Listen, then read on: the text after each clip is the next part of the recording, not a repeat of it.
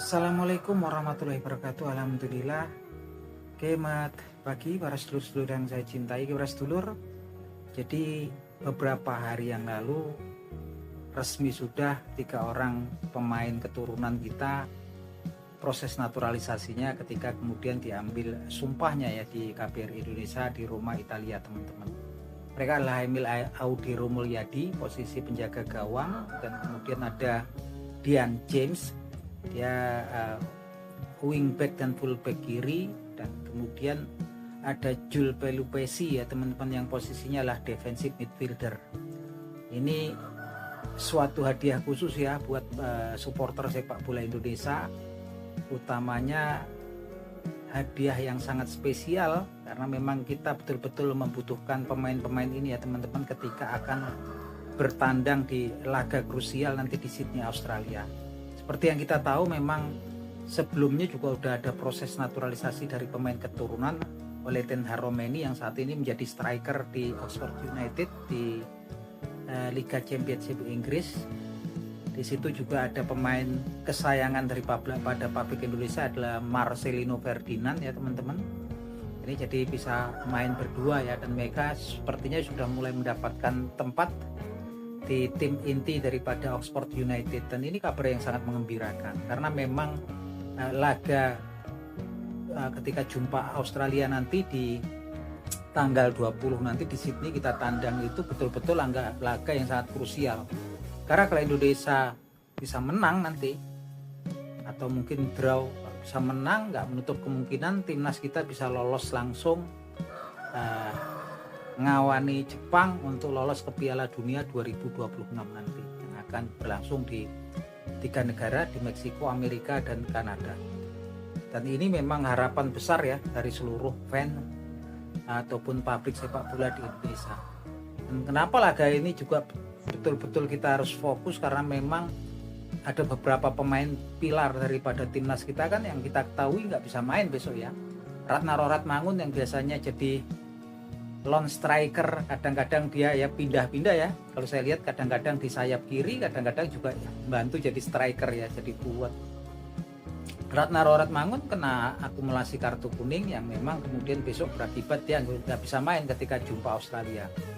Begitupun juga Justin Hubner yang perkuat Wolverhampton Wanderers under 21 itu terkena kartu merah ya kemarin kan, terkena kartu merah. Nggak bisa main 1 kali pertandingan besok ya antara Justin Hubner dan si Ratna Roratmangun. Ini betul-betul kalau saya sendiri juga sedih ya lihat Ragnar nggak bisa main gitu kan. Harapannya memang salah satunya kan Ragnar, tapi kemudian tertutup ketika kemudian ada si oleh Ten Hag Romeni yang kemudian menutup kehilangan Ragnar Roratmangun. Yang jelas di tengah juga kita belum punya yang betul-betul mumpuni, yang betul-betul matang. Lini tengah kita masih ngandalin Tom Hai, kemudian si Ivar Jenner kan memang kemudian juga masih mainnya walaupun dia tim reguler, dia masih di Young Utrecht ya, Utrecht muda gitu kan.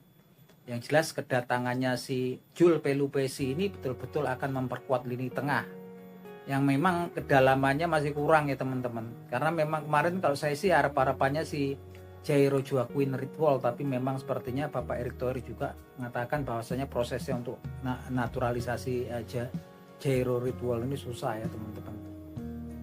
Yang jelas dengan masuknya kemudian 4 darah baru oleh Ten Hag Romeni striker, Jules Pelupesi midfielder, kemudian ada Dean James dia di wingback ataupun right back kiri ya teman-teman, dan juga Emil Audiro Mulyadi untuk memperkuat kedalaman penjaga gawang. Itu menggembirakan buat kita semua. Dan kemudian juga datangnya Patrick Kluivert dan kawan-kawan ini merupakan usaha dan kerja keras Bapak Erick Thohir untuk meningkatkan probabilitas timnas kita untuk kemudian lolos ke putaran final Piala Dunia.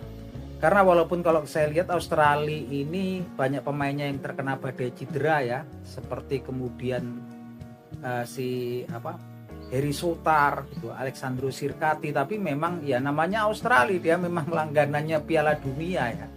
Udah berapa kali Australia itu memang langganan Piala Dunia. Dulu juga waktu 10 tahun yang lalu susah mengalahkan Australia sekalipun Jepang. Walaupun sekarang kalau Jepang juga sudah betul-betul meningkatnya luar biasa. Tapi kalau kita lihat usaha Bapak Erick Thohir luar biasa, yang bisa dilakukan memang saat ini adalah meningkatkan probabilitas ya.